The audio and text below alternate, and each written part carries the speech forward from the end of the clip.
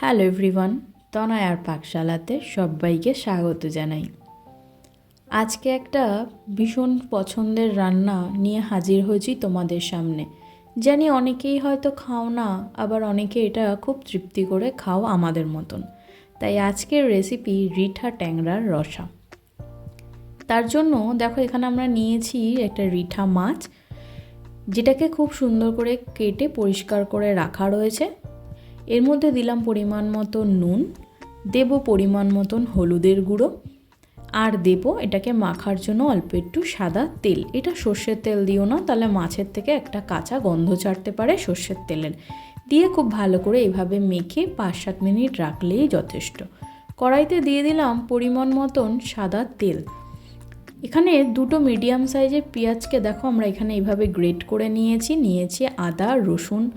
এবার তেল ততক্ষণে খুব ভালো গরম হয়ে গেছে, তার মধ্যে দিয়ে দিলাম সেই মাছগুলোকে। এগুলোকে খুব ভালো করে ভেজে নিতে হবে, একটু এপিট ওপিট করে।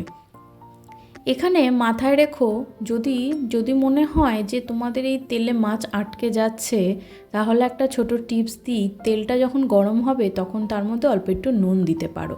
নতুন আলু তোমরা কিন্তু চাইলে এরমভাবে ছুরির সাহায্যেও এইভাবে ঘষে তুলে নিতে পারো খোসা।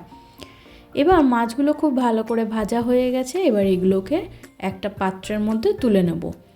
দেখো প্লেটের মধ্যে তুলে নিলাম। এইভাবে সম্পূর্ণ মাছগুলোকে কিন্তু আমরা ভেজে তুলে রাখবো। এখানে এই মাছগুলো খেতে কিন্তু ভীষণ ভালো হয়, কথা দিচ্ছি, একবার খেয়ে দেখো, কমেন্ট সেকশানে জানিও তোমাদের কেমন লাগলো। এবার ওই তেলে মাংসের মতন করে কেটে রাখা আলুগুলোকে একটু ভালো করে ভেজে নিতে হবে নুন দিয়ে। এখানে আলুটা আমরা মাংসের মতন ইউজ করেছি। এই রিঠা মাছ মাংসের মতন কষা কষা করলেই কিন্তু খেতে খুব ভালো হয়। এই মাছের পাতলা ঝোল বা কোনো কিছুই কিন্তু খুব একটা ভালো লাগে না। ওই তেলে এবার রান্নাটা করার জন্য নিলাম পরিমাণ মতন সর্ষের তেল, দিলাম গোটা গরম মশলা ফোড়ন, একটু চড়বড় করে আসলে সুন্দর গন্ধ ছাড়লে দিলাম একটা তেজপাতা। এবার সেই গ্রেট করে রাখা পেঁয়াজগুলোকে দিয়ে দেবো। মাথায় রাখতে হবে পেঁয়াজটা যেন পুড়ে না যায়।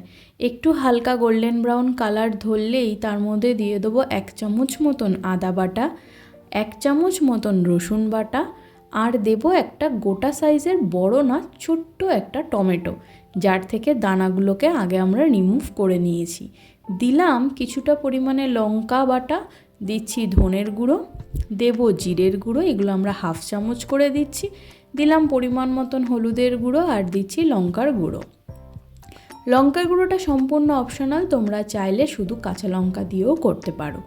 এবার ভালো করে কষিয়ে নিতে হবে। যদি মনে হয় একটু পুড়ে পুড়ে যাচ্ছে বা জ্বলে যাওয়ার চান্স আছে, তাহলে কিন্তু মশলাতে অল্প অল্প জল দেবে, আর মিডিয়াম টু লো হিটে কিন্তু মশলা ভেজে নিতে হবে। মশলা যত সুন্দর কষাবে রান্নার স্বাদ তত ভালো আসে। দেখো আমরা খুব ভালো করে কষিয়ে নিয়েছি, এবার এই আলুগুলোকে দিয়ে দিতে হবে। নতুন আলু সিদ্ধ হতে একটু টাইম লাগে, তাই খুব ভালো করে আলু দিয়ে কিন্তু ঢাকা চাপা দিয়ে মিনিমাম 5 থেকে 7 মিনিট রেখে দেবো। ততক্ষণে 2 থেকে আড়াই চামচ মতন টক দই ভালো করে ফেটিয়ে নিচ্ছি। কেন কি না আমরা যেহেতু এখানে টমেটো ইউজ করেছি, তাই জন্য বেশি টক দই দেবো না, তাহলে টক হয়ে যাওয়ার প্রবণতা হয়ে যাবে। দিয়ে দিলাম টক দইটা, দিয়ে খুব ভালো করে এইভাবে নাড়িয়ে নিতে হবে, যাতে টক দইটা ফেটে ছানা না হয়ে যায়। এখানে চেক করে নেব আলু কতটা কি সিদ্ধ হয়েছে। এখানে যদি মনে হয় আলু আরেকটু সিদ্ধ হওয়া বাকি আছে, দেখো আমরা এখানে চেক করলাম 60% কুক হয়ে গেছে, আর একটু ঢাকা চাপা দিয়ে রাখলেই যথেষ্ট। তাই দেখো কষিয়ে আবারও একটু ঢাকা চাপা দিয়ে রেখে দিলাম 5 থেকে 7 মিনিট। এবার এখানে কিন্তু আমাদের আলু একদম কষে গিয়ে রেডি এবং সিদ্ধ হয়ে গেছে প্রায় বলতে পারো। এবার এর মধ্যে দিয়ে দিলাম সেই আবারও কাঁচা লঙ্কা। বাঙালদের হেসেলে কিন্তু রান্নার মাঝখানে এইভাবে কাঁচা লঙ্কা ফাটিয়ে দেওয়ার প্রবণতাটা খুব আছে। তোমাদেরও যদি তাই থাকে কমেন্ট সেকশন খোলা রয়েছে, কমেন্ট করো। দিলাম এর মধ্যে পরিমাণ মতন গরম জল।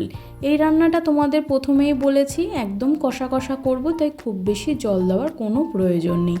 দেখো অল্প একটু জল দিয়ে খুব ভালো করে এইভাবে নাড়িয়ে নেব। বলক ওঠা অবধি অপেক্ষা করব। বলক উঠে গেলে দিয়ে দেবো ভেজে রাখা মাছগুলো খেতে কিন্তু খুব সুন্দর হয়। দেখতে সুন্দর নাও হতে পারে, কিন্তু খেতে কিন্তু খুব সুন্দর হয়, কথা দিচ্ছি। একবার ট্রাই করো, তোমাদেরও ভালো লাগবে। এবার এইভাবে দিয়ে আবারও খুব ভালো করে নাড়িয়ে ঢাকা চাপা দিয়ে 5 থেকে 7 মিনিট অপেক্ষা করলেই কিন্তু একদম রেডি আমাদের এই রিঠা মাছের রসা। কি অপূর্ব দেখতে হয়েছে না? গরম ভাতে মাংসের মতন এইভাবে ট্রাই করা কিন্তু যেতে পারে। দিলাম ওপর থেকে ফাটিয়ে দেওয়া কিছু কাঁচা লঙ্কা। এর ঝালটা হবে না, কিন্তু এর যে গন্ধটা সেটাই কিন্তু খুব ভালো লাগে। যারা ফার্স্ট টাইম চ্যানেলটা ভিজিট করছো তাদের কাছে অনুরোধ রইল, চ্যানেলটা সাবস্ক্রাইব করো, পাশে থাকা বেল আইকনটি প্রেস করো যাতে নতুন নোটিফিকেশান তোমাদের কাছে চলে আসে। কমেন্ট সেকশন তোমাদের জন্য খোলা রয়েছে, কমেন্ট করো তোমাদের কেমন লাগলো। আর রিঠা মাছ যারা খাও তাদের কাছে একবার অনুরোধ রইল, এইভাবে একবার করে খেয়ে বলো তোমাদের কেমন লাগলো। কমেন্ট করো, লাইক করো, শেয়ার করো। ভালো লাগলো ভিডিওটা? তাই দেখা হচ্ছে নতুন আরেকটা ভিডিওর সাথে। Thank you for watching. আমি আর আমার মা ফিরে আসছি আবারও আরেকটা নতুন রেসিপির সাথে।